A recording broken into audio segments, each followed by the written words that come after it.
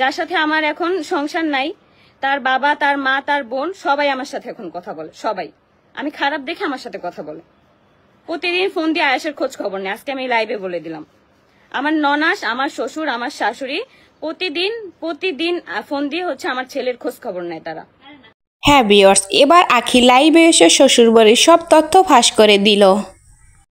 আখি জানালো আমার শ্বশুর, আমার শাশুড়ি, আমার ননদ আখি আমার আয়েশ বাবার খোঁজ খবর নেয়, সেটা তিশা ভালো চোখে দেখে না। আমার শ্বশুরের সাথে গালমন্দ করে তিশা বিভিন্ন কথা শোনায় আমার শ্বশুরকে, আমার শাশুড়িকে। তিশা চাচ্ছে আমার শ্বশুর শাশুড়ি আমার সাথে যোগাযোগ বন্ধ করে দেখ এবং আয়েশের সাথেও কথা বলুক না বলুক।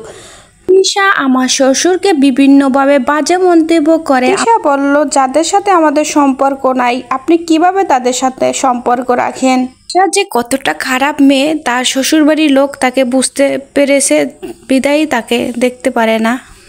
শ্বশুররা সবসময় বৌমাদেরকে ভালোই বাসে, কোনো সময় মিথ্যা কথা বলে না।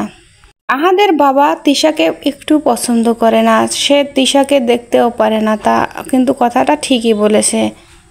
তিশা যে কেমন মেয়ে সেটা সবাই জানে।